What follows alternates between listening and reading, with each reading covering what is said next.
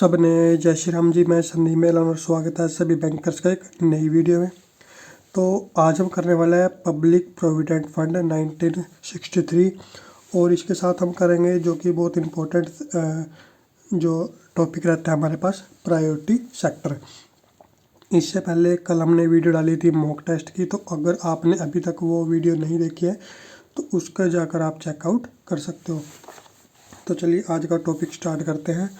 तो ये हमारे पास है पब्लिक प्रोविडेंट फंड, जिसे हम पीपीएफ बोल देते हैं, 1963।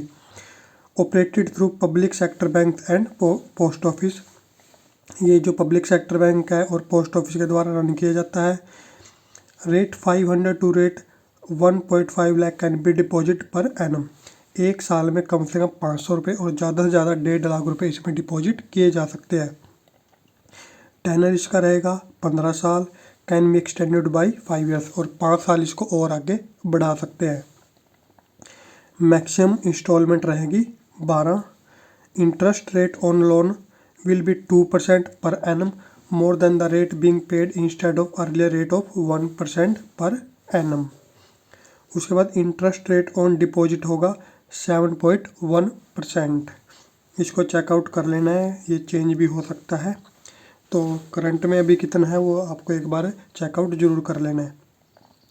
उसके बाद है नेक्स्ट स्कीम हमारे पास है सीनियर सिटीजन सेविंग स्कीम 2004, जिसको हम शॉर्ट में SCSS बोल देते हैं।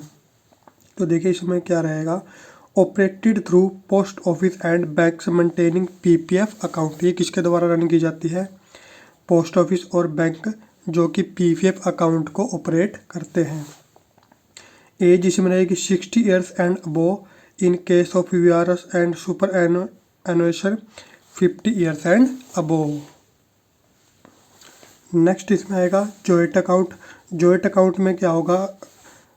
Allowed only with spouse.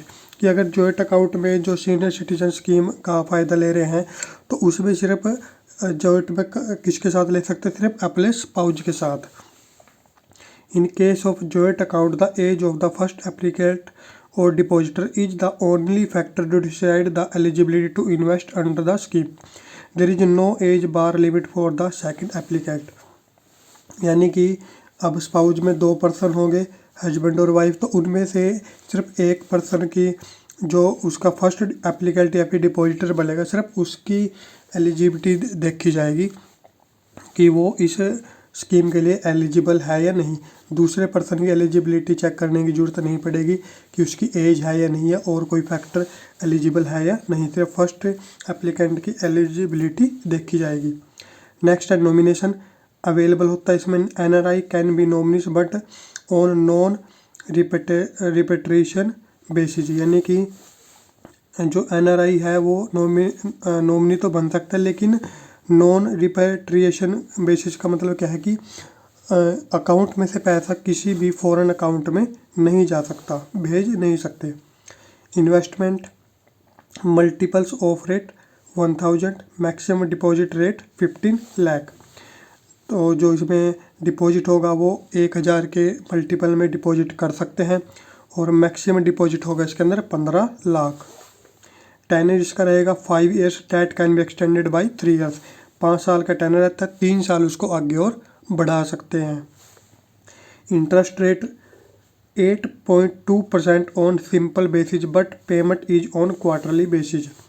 कि जो इंटरेस्ट रेट इस पे मिलता है वो मिलता है 8.2% का, और जो पेमेंट जो मिलती है इंटरेस्ट की वो मिलती है क्वार्टरली बेसिस पे। नेक्स्ट इसमें आएगा TDS अवेलेबल होता है इसके अंदर। No loan is allowed on the collateral security of the deposit.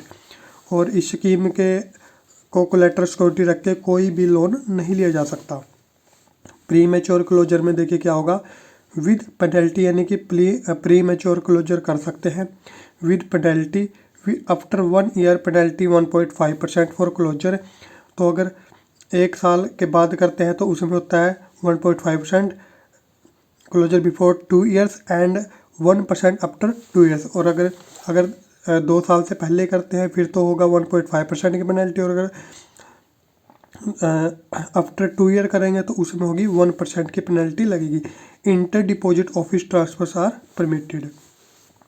उसके बाद नेक्स्ट टॉपिक हमारे पास आज रहेगा प्रायोरिटी सेक्टर। इसमें हमारे पास कई टॉपिक आते हैं, तो जिसको हमारा 3-4 वीडियो कम से कम बनेंगी इसकी, तो हमारा जो प्रायोरिटी सेक्टर है वो टॉपिक पूरा हो जाएगा। तो देखिए प्रायोरिटी सेक्टर में क्या है। अब सबसे पहले इसमें हम पढ़ेंगे कि कुछ जो इसकी एक कैसे बना था, कुछ जो कमेटी थी जिन्होंने इसको रिकमेंड किया था, तो उसके बारे में इसमें पढ़ेंगे। तो 1972 में आरबीआई इन्फॉर्मल स्टडी ग्रुप ने क्या बोला था, the concept of the priority sector PS was first formulated on the basis of the report submitted by the informal study group। कि जो प्रायोरिटी सेक्टर का जो तैयार किया गया था प्रायोरिटी सेक्टर, तो वो कब तैयार किया गया था, वो 1972 में रिकमेंड किया गया था। किसके द्वारा, इनफॉर्मल स्टडी ग्रुप के द्वारा उसने रिपोर्ट सबमिट की थी कि प्रायोरिटी सेक्टर बनना चाहिए। उसके बाद 1974 में banks advise to raise the share to the level of 33 of 1/3% in their aggregate advance by March 1979। ये बैंक से एडवाइज किया था। उसके बाद 1985 में कृष्णा स्वामी ने जो कमेटी थी उसने क्या रिकमेंड किया कि bank advise to achieve the target of priority sector lending at 40% by 1985। यानी कि लैंडिंग का जो टारगेट है वो 40% 1985 तक पूरा कर लेना चाहिए बैंक्स के द्वारा। 2007 में CS मूर्ति ने new priority sector guidelines with effect from 30 अप्रैल 2007। तो 2007 में नई गाइडलाइंस लेके आए थे। उसके बाद 2011 में MV Ner the guidelines were applicable with effect from 27/2012। उसके बाद 2015 में मिस लिली वडेरा, इसमें भी नई गाइडलाइन आई थी 23 अप्रैल 2015 से। 2020 में UK Sinha expert committee on MSME, ये याद रखना है आपको, 2020 में UK सिन्हा ने एक्सपर्ट कमेटी ऑन MSME। उसके बाद 2020 में MK Jain internal working group to review agriculture credit. तो ये अलग अलग ईयर थे हमारे पास और कमेटी थी जिन्होंने प्रायोरिटी सेक्टर में अलग अलग तरीके से काम किया, रिकमेंडेशन की, नई नई गाइडलाइंस बनाई। उसके बाद इसी में नेक्स्ट आता है एप्लीकेबिलिटी, यानी कि जो प्रायोरिटी सेक्टर है कहाँ कहाँ पे एप्लीकेबल होता है। Commercial bank including regional rural bank जिसको हम RRB बोल देते हैं, small finance bank, local area bank and primary या फिर अर्बन कोऑपरेटिव बैंक जिसको हम बोल देते हैं USB urban cooperative bank, other than salary earners bank license to operate in India by the RBI। उसके बाद नेक्स्ट हमारे पास आता है इसमें कैटेगरीज अंडर प्रायोरिटी सेक्टर, कि जो प्रायोरिटी सेक्टर है उसको कितनी कैटेगरी में, किस किस कैटेगरी में रखा गया है, कितनी कैटेगरीज की बनाई गई है। तो इसके देखिए हमारे पास 8 कैटेगरी बनती है। फर्स्ट हमारे पास है एग्रीकल्चर, उसके बाद micro small and medium enterprise जिसको हम MSME बोल देते हैं, export credit, education, housing, social infrastructure, renewable energy and others. तो ये 8 कैटेगरी है। तो ये सारी की सारी कैटेगरी हम इसमें करेंगे। तो आज का जो वीडियो है, आज की वीडियो में सिर्फ हमारे पास एग्रीकल्चर का ही टॉपिक होगा। उसके बाद आने वाली नेक्स्ट वीडियोस में हम ये सारे के सारे जो जितने भी इसकी कैटेगरी है वो सारी इसके हम कंप्लीट कर लेंगे। उसके बाद आता है प्रायोरिटी सेक्टर के टारगेट और जो सब टारगेट आते हैं, तो इसमें अलग अलग कैटेगरी के हिसाब से है। तो ये हमारे पास कैटेगरी होगी। उसके बाद हमारे पास है domestic commercial banks and foreign banks with 20 branch and above, foreign bank with less than 20 branch, regional rural bank and small finance banks. तो उसके बाद टोटल प्रायोरिटी सेक्टर में क्या होगा हमारे पास, 40% ऑफ ANBC और CEOBE whichever is higher, यानी कि इसमें क्या रखा गया 40% डोमेस्टिक कॉमर्शियल बैंक में जिनकी ब्रांच 20 या 20 से ज़्यादा हो। अब इसमें हमारे पास जो ANBC और CEOB आएगा बार बार, तो इसकी फुल फॉर्म क्या है, देखिए ANBC की फुल फॉर्म होती है adjusted net bank credit, adjusted net bank credit, और जो CEOBE है उसकी फुल फॉर्म रहेगी हमारे पास credit equivalent amount of balance sheet exposure.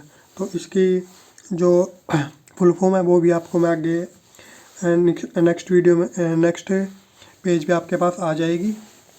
तो उसके बाद foreign banks with less than 20 branch में क्या होगा, इसमें भी 40% होगा विच एवरेज हायर, और रीजनल रूरल बैंक में भी 75% होगा ऑफ ANBC और CEOB which average higher. Small finance bank में 75% ऑफ ANBC और CEOB विच एवरेज हायर। उसके बाद आता है एग्रीकल्चर का। तो एग्रीकल्चर में क्या होगा, 18% ऑफ ANBC और CEOB out of which A target of 10% is prescribed for small and marginal farmers. 18% का टोटल है, उसमें से 10% जो स्मॉल और मार्जिनल फार्मर के लिए रखा गया है। अब जो एग्रीकल्चर का टॉपिक करेंगे उसमें हमारे पास ये सारा का सारा आ जाएगा। और स्मॉल फार्मर किसको बोलते हैं, मार्जिनल फार्मर किसको बोलते हैं, उसकी डेफिनेशन भी वहाँ पर आ जाएगी। यहाँ पे नॉट एप्लीकेबल होगा। और रीजनल रूरल बैंक में क्या होगा, 18% ANBC और CEOB out of which A target of 10% is prescribed for SMF यानी कि स्मॉल एंड मार्जिनल फार्मर्स। और स्मॉल फाइनेंस बैंक में क्या होगा, 18% ऑफ ANBC और CEOB, और उसी तरीके से SMF के लिए कितना हो जाएगा, 10%। उसके बाद माइक्रो एंटरप्राइज के लिए होगा 7.5% ऑफ ANBC और CEOB विच एवरेज हायर, इसमें नॉट एप्लीकेबल होगा। इसमें हो जाएगा 75% ऑफ ANBC और CEOB विच एवरेज हायर, और इसमें भी सेम रहेगा। उसके बाद वीकर सेक्शन के लिए क्या होगा, 12% ऑफ ANBC और CEOB which average higher, not applicable, इसमें 15% और इसमें 12%। तो ये थे जो टारगेट और सब टारगेट होते हैं जो प्रायोरिटी सेक्टर के लिए जो निर्धारित किए गए हैं, ये वो थे सारे। उसके बाद नेक्स्ट हमारे पास आएगा, उसके बाद आगे हमारे पास ANBC और CEOB की जो फुल फॉर्म थी। उसके बाद है अर्बन कोऑपरेटिव बैंक। ये कुछ डेफिनेशंस है हमारे पास जो कि बार बार यूज हो रही हैं।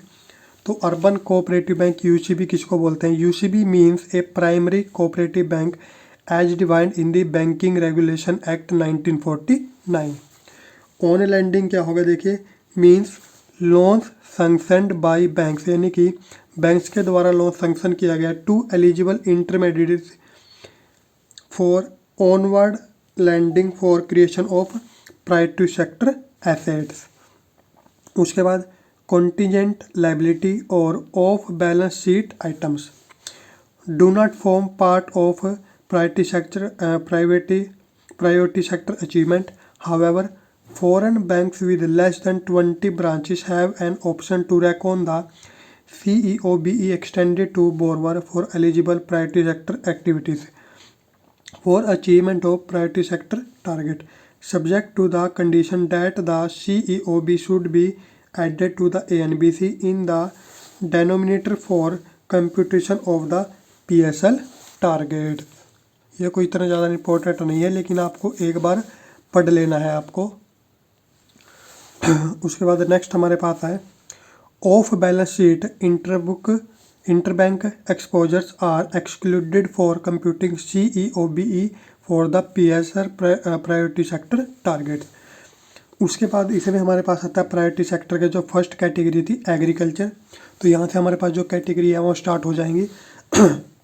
तो फर्स्ट हमारे पास है एग्रीकल्चर। इसका फर्स्ट पार्ट हमारे पास है फार्म क्रेडिट इंडिविजुअल फार्मर्स।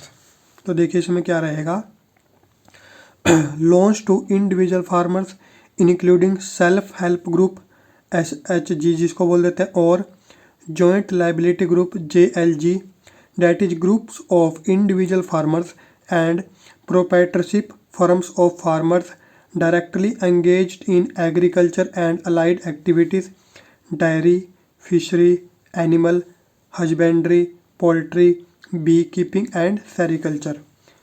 तो इसमें सारे के सारे आ जाएंगे जो इंडिविजुअल फार्मर है, ये सारे के सारे जो आ जाएंगे इंडिविजुअल फार्मर के अंदर आ जाएंगे। This will be include crop loan, और इसमें लोन कौन कौन से दिए जा सकते हैं, crop loan including loans for traditional non traditional plantation, horticulture and allied activities. उसके बाद इसी में आगे आएगा medium and long term loan for agriculture and allied activity, medium और लॉन्ग टर्म लोन दिए जा सकते हैं।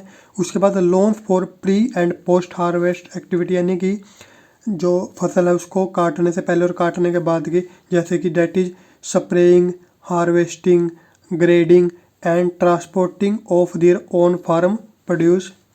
Loans to distressed farmers indebted to non institutional lenders. Loans under the Kisan credit card scheme, ये आपको पता है KCC। Loans to small and marginal farmers for purchase of land for agriculture purpose, यानी कि लैंड परचेज करने के लिए small and marginal farmer को loan. Loans against pledge hypothecation of agricultural produce for a period not exceeding 12 month subject to limit up to rate 50 lakh. और pledge और hypothecation पे भी लोन दिया जा सकता है। Loans for installation of stand alone solar agriculture pump and for solarisation of grid connected agri pumps, solar लगाने के लिए भी और जो सोलर पंप लगाने के लिए भी लोन दिया जा सकता है। नेक्स्ट इसमें है loan for installation of solar power plants on barren और फैलो लैंड, और सोलर पावर प्लांट लगाने के लिए भी लोन दिया जा सकता है। उसके बाद फार्म क्रेडिट, इसका सेकंड पार्ट आ जाता है हमारे पास। Farm credit, corporate farmers, farmer producer organisation, partnership firms, वो इंडिविजुअल के लिए था, ये कॉरपोरेट के लिए आ गया। Loans for the following activities will be subject to an aggregate limit of rate 2 crore पर borrowing entity. Crop loans which include traditional, non-traditional plantation and horticulture, medium and long-term loans, loans for pre and post harvest activities, लगभग वही हैं जो हमारे पास individual में थे, लगभग वही इसमें आ जाते हैं। Loans up to rate 50 lakh against pledge hypothecation of agriculture produce. Loans up to rate 5 crore पर borrowing entity and USB are not permitted to lend to cooperative of farmers, लेकिन जो USB है उनको परमिट नहीं किया गया है to lend cooperative of farmers, farmers को कुछ भी लोन सैंक्शन करने के लिए USB को परमिटेड नहीं किया गया है। उसके बाद नेक्स्ट इसमें है एग्रीकल्चर इंफ्रास्ट्रक्चर। तो एग्रीकल्चर इंफ्रास्ट्रक्चर में देखिए क्या रहेगा। Loans for agri infrastructure will be subject to an aggregate sanctioned limit of rate 100 crore पर बोरो फ्रॉम बैंक। तो इसकी जो लिमिट कितनी रहेगी सैंक्शन की, 100 crore from bank. Ancillary service, यानी कि इससे रिलेटेड जो और सर्विसेज जो दी जा सकती हैं वो क्या रहेंगी। Loans up to rate 5 crore to cooperative societies of farmers for purchase of the produce of members not applicable to USB। और इसमें कितनी लिमिट रहेगी, 5 crore की, किसके लिए, कोऑपरेटिव सोसाइटीज के लिए। Loans up to rate 50 crore to startup, startups को 50 crore तक की जो लोन दिया जा सकता है। Loans for food and agro processing up to an aggregate sanctioned limit of rate 100 crore per borrower from the banking system. और agro processing के लिए कितना लोन दिया जा सकता है, 100 crore का फ्रॉम बैंकिंग सिस्टम। तो ये था हमारे पास एग्रीकल्चर का टॉपिक, जो इसकी फर्स्ट कैटेगरी थी। इसका एक दो छोटा सा पार्ट हो रहता है जो कि अगली वीडियो में हो जाएगा, और बाकी जो कैटेगरीज है वो भी हम अगली वीडियो में इसकी डिस्कस करेंगे। तो आज की वीडियो में इतना ही, और जिसने भी अभी तक मॉक टेस्ट जो नहीं देखे है पिछली वीडियो, तो वो जाके चेकआउट कर सकते हैं। नेक्स्ट वीडियो भी बहुत ही जल्द मॉक टेस्ट की आने वाली है। तो इस वीडियो में इतना ही, मिलेंगे नेक्स्ट वीडियो में, तब तक के लिए सबको जय श्री राम।